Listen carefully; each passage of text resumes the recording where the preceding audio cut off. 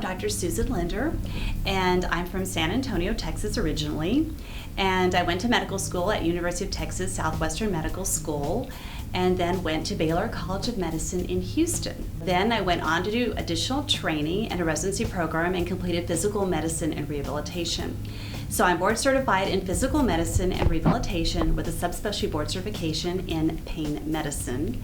And I also went on to additional training, so now I'm also a Diplomate of the American Board of Anti-Aging, Regenerative and Functional Medicine, and I completed a fellowship through the American Academy of Anti-Aging Medicine as well. And I'm one of the featured authors in North America's Top Doctors Share Anti-Aging and Wellness Secrets. I also have a new book coming out called Turning Back the Clock, and in the course of my 25 years of medical practice, I've helped over 20,000 patients.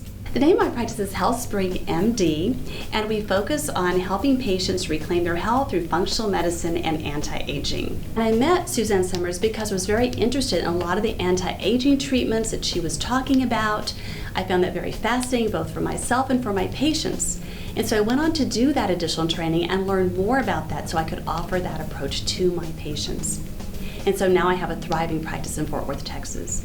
And I have dozens and dozens of really amazing success stories that line my wall, different ones every week that we change out because people are getting wins and successes all the time. And we can really treat all areas of the body, whether it's the brain, the bones, the heart, the skin. We're really looking at a whole person approach. With functional medicine, we're really getting to the root cause of the problem using a systems-oriented approach.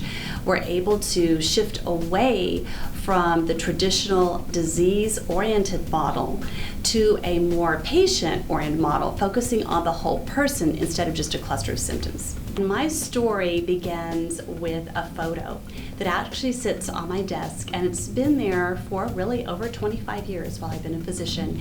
And the photo is of me graduating from medical school, and on that day I'm standing in my cap and gown between both of my parents. And of course, my father has a really big smile on his face. And this is a very special story to me because that was the proudest day of my dad's life, me becoming a doctor. And even more importantly, when I look at that photo, it reminds me that at that time, he was only a couple of months from passing away as he had a long battle with prostate cancer. So if I fast forward 11 years, and I'm in practice in the great state of Texas, I'm helping people get well, and I'm doing well, and everything is going great. However, the state of Texas had another plan. They actually put some regulations in place that did not allow me to treat my patients the way that I wanted to. They pretty much tied my hands. And therefore, I really was only able to help my patients in a way that the insurance company allowed. I had to follow their rules, and that really limited what I could do for my patients. On top of all of this, I actually learned some very important information. I learned the real story about how my parents learned of my father's terminal diagnosis from my mother. She said to me that she and my father went to their oncologist, his oncologist, and were asked to come inside, have a seat across this big mahogany desk where they sat on the other side. And of course, my father was waiting for this news. And the doctor said, "Sir, I've got some terrible news. You have a very aggressive form of prostate cancer." And after a couple of minutes, my dad took a deep breath and said, "Okay, Doc, what's the plan?"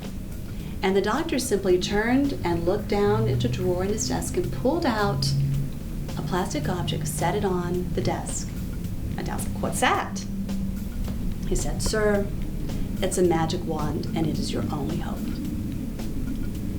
I was devastated to think that somebody in the medical profession, somebody who was in the same group that I was, would ever have been so cruel to my father. And at that moment, I decided I was not going to be in the business of sickness. I was going to be in the business of making patients well.